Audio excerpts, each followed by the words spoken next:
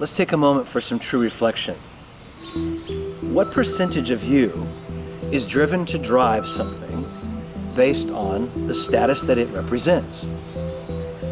Consider the possibility that the why you do something, the why we do something is more important than what we're actually doing. The motivation behind what we're doing is actually more important and more reflective of our soul's journey than what we are doing. The reason we're doing it means more than what we are doing.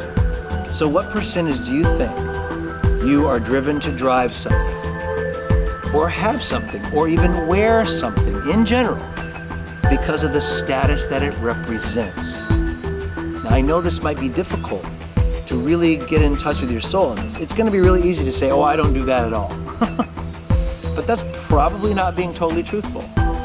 So choose a percentage from 0 to 100. What percentage, being honest with yourself, do you think you're being driven by status symbols in our culture? This is huge information for us. It shows the work we need to do on our own soul, on our own self-acceptance.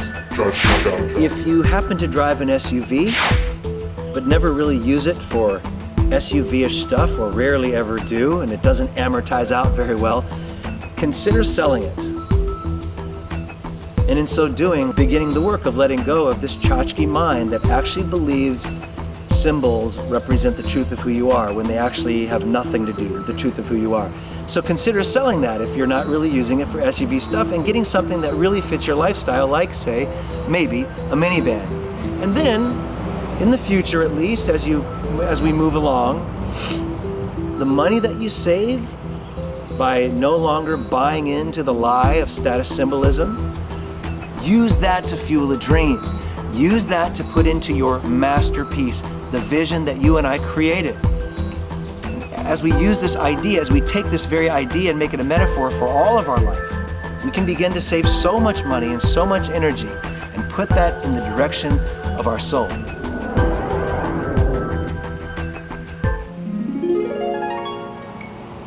So I kind of have to check in with myself on a regular basis. Why? What's the motivation behind driving the car that I now drive?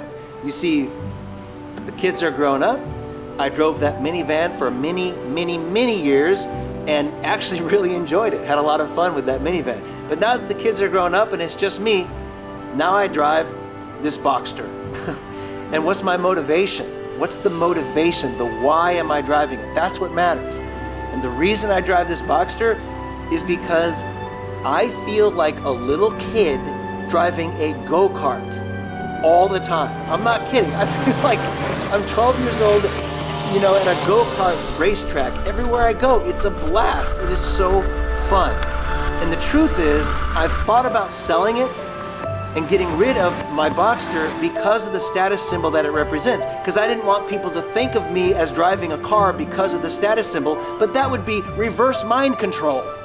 That would be allowing culture to control me in the opposite way. Do you see what I'm saying? That would be letting my culture take away from me something because I'm embarrassed that I don't want to be seen as somebody who has something because of the status when I don't have it. I hope you followed all that. Bottom line is, I drive this car because when I drive it, it's just pure joy. It's just pure fun. It's 90% recycled. It gets almost 30 miles per gallon. And my next one will be electric. I guarantee it, when the time comes, it'll be an electric car. But for now, the little kid in me comes out every time I get in this Boxster and cruise around. I just have a grin on my face. I'm laughing. I feel like I don't even have my driver's license. I'm not old enough yet. And so it's all about continually doing soul checks, checking in with our soul.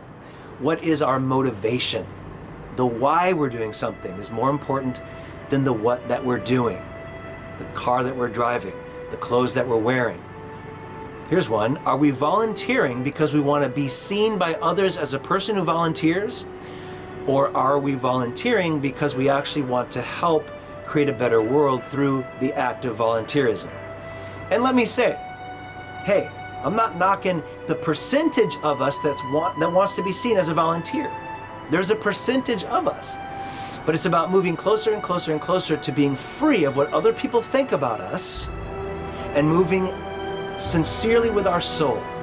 And when we do that, the irony is this: when we no longer care what other people think about us, then other people will truly see us as enlightened and as amazing human beings. The more we're concerned about doing things that make other people think that we're a good person, well, it gets really messed up and confused. But the why, are my motivations pure and coming from my heart and from my soul?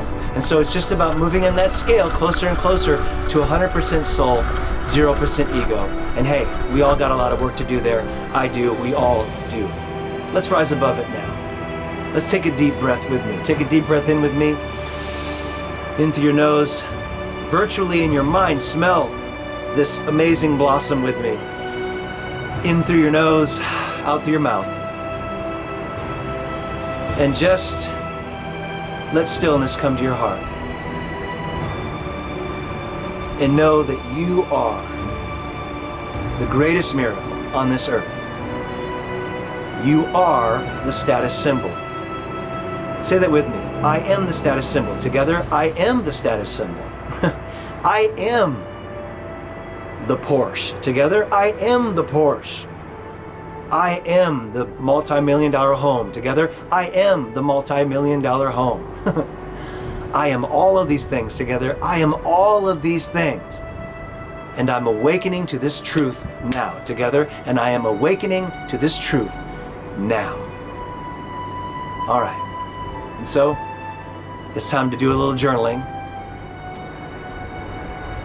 And I will see you soon, my friends.